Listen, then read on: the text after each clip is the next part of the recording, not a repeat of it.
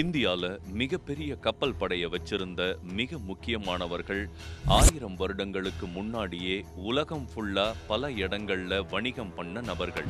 சோழர்களும் அவர்களின் பகுதிகளும். நம்ம தென்னிந்தியாவை ஆண்ட நிறைய மன்னர்கள் இருக்கிறாங்க. சேரர்கள், பாண்டியர்கள், நாயக்கர்கள், சுல்தான்ஸ், பல்லவர்கள். இவங்களை விட நாம ஏன் சோழர்கள் பத்தி அடிக்கடி பேசுறோம்னா, வணிகத்திலையும் ஆட்சி முறையிலையும் அவங்க ஆண்ட பகுதிகளையும் கணக்கு போட்டா அவங்களோட பங்கு தான் தென்னிந்தியாவுக்கு இல்ல இந்தியாவிலேயே ரொம்ப பெருசு.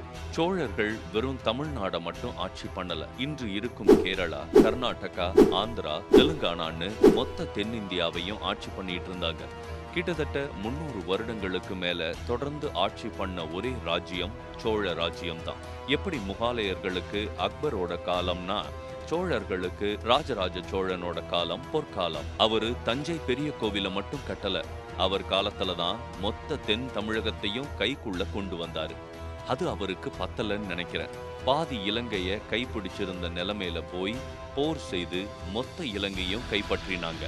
அவர் மகனான பேரரசன் ராஜேந்திர சோழன் அவருக்கு மேல போய் வட இந்தியால பாதியையும், இன்னைக்கு நம்ம மலேசியான்னு சொல்ற இடத்தையும், பாலி, கம்போடியா ஆகிய இடங்களையும் கைப்பற்றினாரு.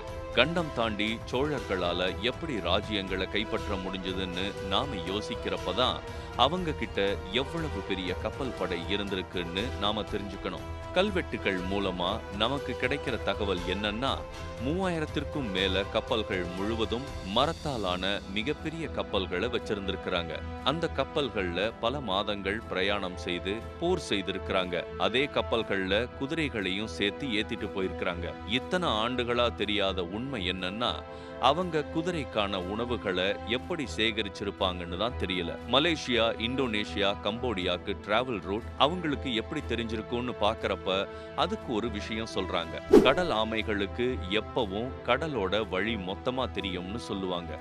காற்றோட அமைப்பை வச்சு கடல் ஆமைகள் எளிதா பிரயாணம் பண்ணும்னு கேள்விப்பட்டிருக்கிறோம். கடல் ஆமைகளை வச்சு சோழர்கள் தங்களுக்கான வழிகளை தேர்ந்தெடுத்து அந்த இடங்களுக்கு சென்று போர் செய்திருக்கிறாங்க. நிறைய கப்பல்கள் வச்சிருந்ததால சோழர்களால கடல் கடந்து வணிகம் செய்ய முடிஞ்சது. அதன் மூலமா அந்த காலகட்டம் பொற்காலமா இருந்துச்சு.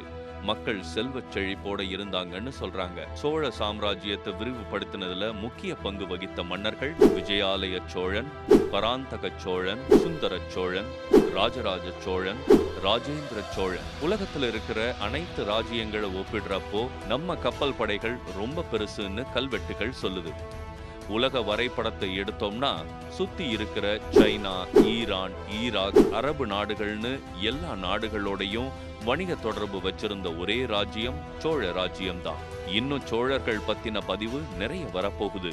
அடுத்து சோழர்களின் படைகள் எத்தனை பிரிவு இருந்துச்சுன்னு விரிவா பார்ப்போம்.